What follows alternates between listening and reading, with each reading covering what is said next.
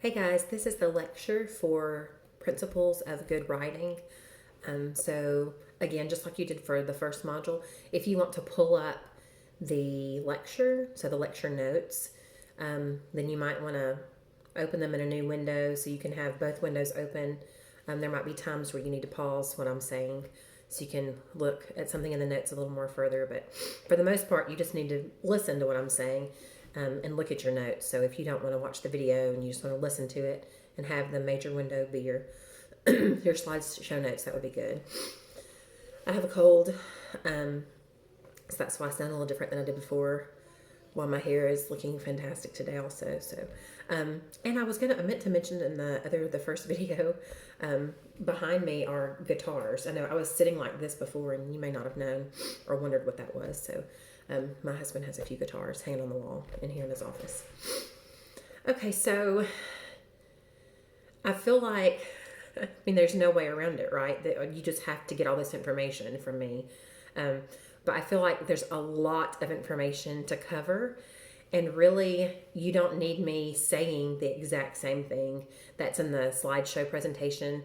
So I'm going to kind of give you the quick and dirty synopsis of your slideshow. And then if you have any questions at all, text me, call me, email me, whatever's convenient for you, and we'll hash that out. So again, everything we talk about in this lecture applies to every essay that you will write for me this semester. It applies to every writing assignment. So some of the paragraphs or posts I'll ask you to make in the discussion section, these principles of good writing will apply to all of that. So I'm trying something new this semester where instead of me exposing you to principles of good writing just one way, I'm going to try to expose you to it a few different ways. But don't get confused by that. It's just the same information being reinforced from different sources. Okay, so let's get started. I'm going to click past the title slide here on to slide 2. So I'm going to talk to you for a second about maybe the way you might feel about English assignments. So I think it's pretty common, and I mean, I even felt like this when I was in graduate school especially. It's pretty common to turn in a writing assignment and you get it back and you think, well, okay, I don't know where that grade came from, but there it is. And then you turn in another assignment and maybe you think in your mind you did way better on that one and you get your grade back and it's worse than the first one. And so sometimes I feel like students who turn in writing, when they get those grades back, they think, I have no idea where this came from. So sometimes those kind of students, they don't have that same feeling in a math class, right? You turn in your math assignment, you get it back, and it's clearly right or wrong. So we have an issue here of subjective versus objective, right? So subjective means it's kind of based on my opinion. And I will admit that some of that absolutely goes into my grading because it's my opinion about whether or not you formed good arguments, right? So some of that is true. But by and large, your grade comes from objective measurements that I make. And you've already seen the rubric in your syllabus. But I say that to say that this presentation is going to go through concrete techniques that you can use to produce good writing. Does it mean if you do all of these things, you're going to get a 100? No, there's still going to be some areas of judgment where I may say your argument wasn't strong here and here's why I think that. But if you follow these principles of good writing, you're going to be well on your way to excellent essays. So let's get started with that. Slide 3. So I've listed here for you 8 principles of good writing. These are just the 8 that I chose that I feel like are the most important, especially for a 101 comp class. And these are also ones, after teaching this class for 10 years, that I've really decided, okay, if we can get these right, then that'll be great. So we're going to go through these one at a time, but just to quickly call these out to you. So you're going to include a good thesis in your introduction, always, always, always. You're going to begin every body paragraph with a topic sentence. So the first sentence in every body paragraph always is your topic sentence. Number 3, all the rest of the sentences in those body paragraphs only support the topic sentences. That's their only job. Number 4, show, don't tell. We'll discuss what that means. Number 5, omit needless words. Maybe the greatest rule ever. Number 6, use concrete nouns. 7, use no more than 12 words per sentence. I know that one. We'll explain that one later. You may not like that one. And number 8, avoid major grammar errors. And you may be thinking, wow, that wasn't a surprise, right? I know I should avoid major grammar errors. Well, I'm going to tell you exactly what errors I want you to avoid. Okay, let's go one at a time. So, next slide. First rule, include a good thesis. We've already talked about in a previous presentation what does a thesis do, what makes for a good thesis. So I just want you to kind of use this as a review, right? So you'll remember that we talked about a thesis. Always state your position in your 3 points, and it always does that in one sentence, okay? And that sentence typically always comes as the last sentence of your introduction. It doesn't have to, but it usually makes sense that it does that. So I have here at the bottom 3 examples of a thesis. To see if you can identify which one follows both of those criteria, which one is the best. So I'll give you a second to look those over and see if you can decide which one you think that is. So if you want to pause me for a second, that'd be a good idea. Okay, so moving on to the next slide. If you chose number 2, then you're right. So numbers 1 and 3 were missing key elements. So number 1 didn't give me the 3 reasons, right? It gave me the position. He's the best college football coach. And it listed 3 things, but those 3 things were not 3 reasons. Those were 3 different divisions in college football, right? And then number 3, the reason it wasn't good is because it didn't state a position. It just went straight to reasons that college football coaches are the best, but it didn't have the position that Nick Saban was the best coach. And the reason that's important is if you pay attention to the prompt that I gave for this pretend assignment. The prompt said to argue why Nick Saban is the best, right? Don't just give me some general idea. So it's very important that you look at the prompt I give you, that you look at the question I'm asking you to consider, and your thesis statement takes a position on that exact thing for 3 specific reasons, okay? And so you'll see that number 2 does that, right? Position, I've highlighted in yellow. The reasons, I've highlighted in green, and that all combines together to make one nice little tidy sentence, okay? So go to slide 6. So I talk here about using the prompt, and I'm breaking down for you how you can look at the prompt and instead of just really beating your brains in trying to come up with a thesis statement, just write it based on the prompt. You will never be in trouble for doing that. That's really the quickest way to make sure your thesis fulfills the requirements I'm asking for. So you'll see in pink I've highlighted here specifically from the prompt the portion that you can pull out and just make that the beginning of your thesis statement.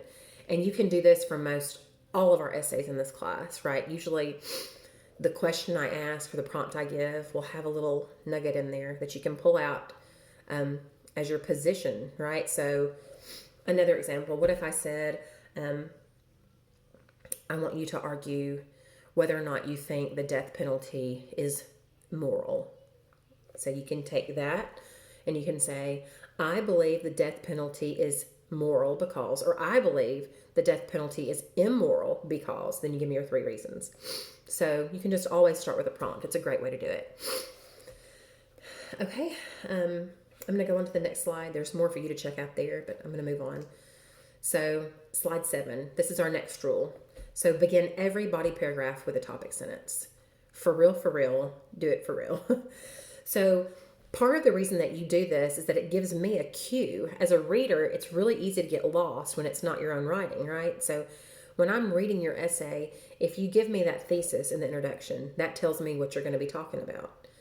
And if in that first sentence of your first body paragraph, you give me the topic sentence that refers back to the first point from your thesis statement, then that keeps my brain going, okay, we are doing what we said we were going to do. It's very much like if you've had a speech class. In the introduction, they'll say, you tell them what you're going to tell them, then you tell them, then you tell them what you told them. It's the same kind of pattern, right? So you say, I'm going to talk about these 3 things, then you talk about those 3 things. So that's what topic sentences do. They tie you back to what you said in the introduction you were going to talk about. It's very important. So here I have an example for you, sticking with our Nick Saban topic, of what a good topic sentence would be. So take a look at these 3 different choices and tell me what you think would be a good topic sentence for the first paragraph. And then you can unpause me and keep on going.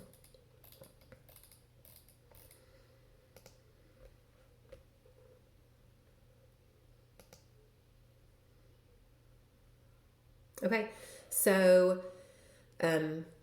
you can read there that topic sentence I gave you, the reason it's a good topic sentence is because it ties me back to my overall idea and gives me the specific reason. And it's not anything super creative. It's very straightforward. The first reason Nick Saban's the best college football coach of all time is, bam, my first reason, he's disciplined. So I've just borrowed that straight from the thesis statement, and that's perfectly okay.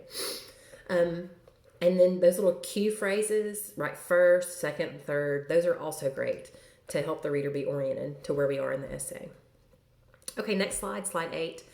So this is our third rule. Support your topic sentence with all of the rest of the sentences in that paragraph. So after you write your topic sentence, it's your first sentence in a body paragraph. Every sentence after that in that paragraph, the only job it has is to support that topic sentence. If when you go back through and revise your paper, if you're noticing that you accidentally put a sentence in there that doesn't really support your topic sentence, you should delete it. Because that's all a paragraph should do. All it should do is support that topic sentence. So I have here for you in yellow, I've highlighted what the topic sentence for this sample paragraph is, and in pink, I've highlighted all the supporting sentences. And you can read through those and see how all those pink sentences are working to support that yellow sentence. Okay, next slide, number 9, show, don't tell. So this basically means you want to make sure that instead of saying something is, that you show me how it is. So I have some examples for you here in the chart. One example I love to give is the second one about the chocolate cake, right? It's one thing to say, the chocolate cake is delicious, right? You've told me it's delicious. But what if you were to show me with your words? What if you were to say, the chocolate cake was velvety smooth, it melted in my mouth, it was sweet and rich, but also with a little, right? So if I show you with my words, then that is so much more effective than if you just tell me. Now, I do want to make a note. Let's go to the next slide, slide 10. I do want to make a note that sometimes it might be more effective to tell me and then show me, right? So here's an example. Nick Saban is the best college football coach of all time. Have I showed you there? No, I've told you, right? I haven't shown you. But then guess what I'm going to do in my sentences after that? I'm going to show you, right? I'm going to say he's the best, but then I'm going to show you how he's the best. So that's okay sometimes at the beginning of a paragraph, you're more broad, and as you work through it, you get specific. That's perfectly fine.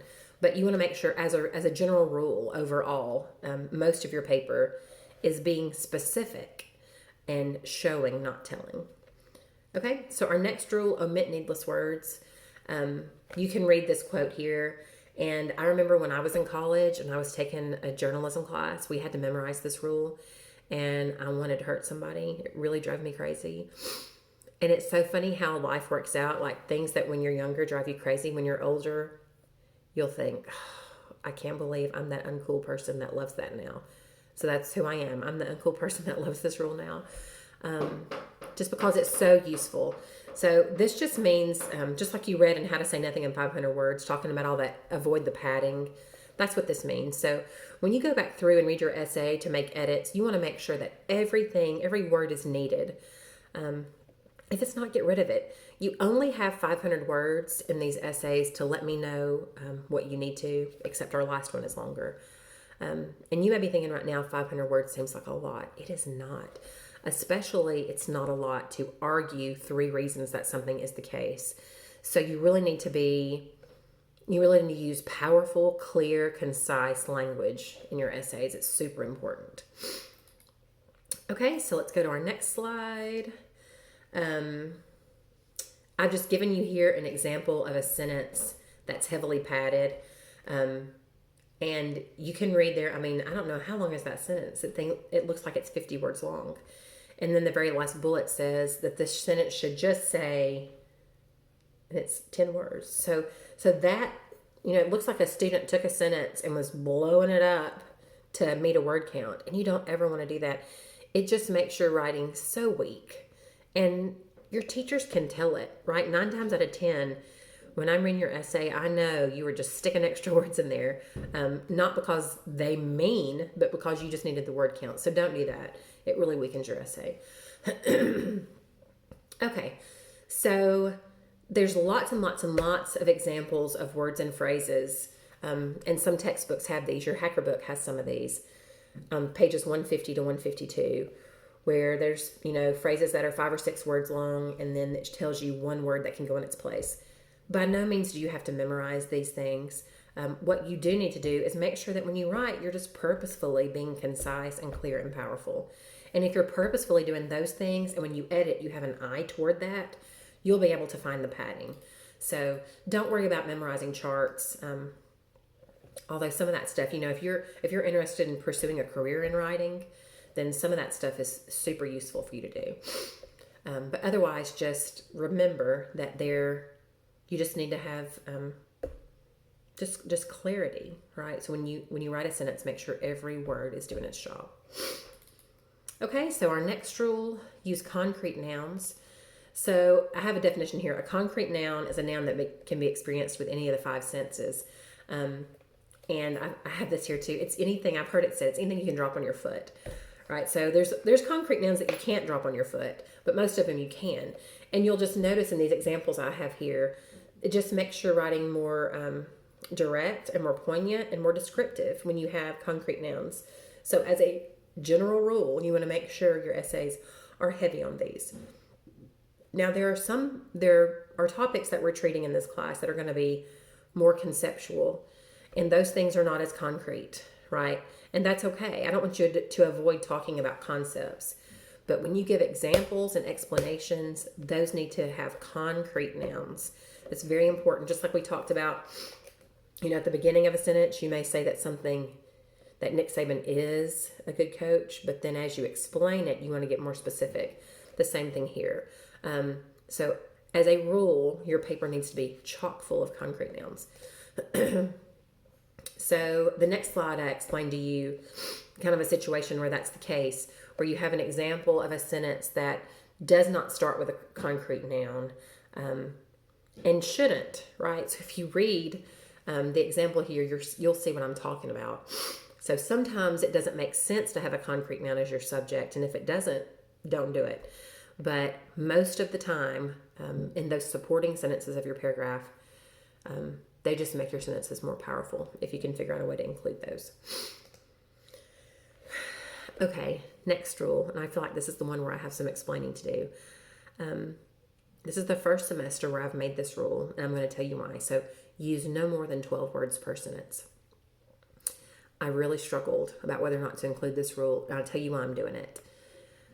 Most of the unclear language that I get in essays, most of the grammatical errors, the major grammatical errors that I see in student essays are found in sentences that are just really long. Is there anything inherently wrong with a really long sentence? No, there's not. But usually you have to be a relatively experienced writer to be able to put those together correctly, grammatically, right, punctuation, all that good stuff. So as a rule, I want you to try to write short sentences. It just makes for clearer communication. It doesn't mean I need 3-word sentences, right? See Jane run. Jane is happy. We're not talking about that kind of thing. Just as a general rule, don't write sentences that go on and on and on, because it gets you into trouble with clear communication and with grammar errors. We don't want to do that. So I have some examples for you here you can take a look at. And the next slide, same way. And on the next slide, I've copied and pasted a quote from plainlanguage.gov. It's a great resource. You're actually going to look at it some more in this module, of why short sentences are really better, and just take a look at that. So for those of you who feel like you are more experienced writers, it will be good practice for you to see if you can't stay closer to these shorter sentences also, because it just makes for more powerful, direct, to the point communication. So even if you can, or you feel like you can write sentences with complex constructions, we're just not going to focus on that in this course. Okay, and the last rule of our 8 principles of good writing is to avoid major grammar errors. I've got 4 grammar errors in this class that we're going to focus on. These are the only 4 grammar errors I will mark on your paper. Doesn't mean you can make a ton of other grammar errors and it not affect your grade. It means that these are the ones that I will have you looking at, focusing on, thinking about correcting for future essays. So they can all be found in your Hacker book, and there's a separate lecture about these in this module that you're about to take a look at and go into. So I'm not going to discuss each one of them here, but just know that subject-verb disagreement, pronoun antecedent disagreement, sentence fragments, and run-on sentences, those are our big 4. So once you look at the Hacker book, you will see, it might be 100 or more grammar codes. When I first started teaching at Calhoun, I used to mark everything I saw. And I realized that that's overwhelming for students, right? It's overwhelming for me to be concentrating on the use of hyphens when really you're having trouble with sentence fragments. So I've made a shift years ago and decided to focus on these major errors. So if you leave this class able to avoid these errors, then I feel good about that. So these are the ones you're going to focus on, and you'll be watching, you'll be looking at lecture notes here in a second that specifically cover these. Okay, so there you go. Those are your 8 rules for good writing. This is not a substitute for what we talked about in the previous module about the structure of an essay. All of that is still true. So these are more things that you want to be thinking about as you kind of revise, as you're sitting down to write. Keep these principles in mind. Okay, so if you guys have any questions about these at all, just hit me up. I'll be happy to help you with that. And I hope you're having a great week. And I hope you let me know if I can help you in any way. Thanks, guys. Bye-bye.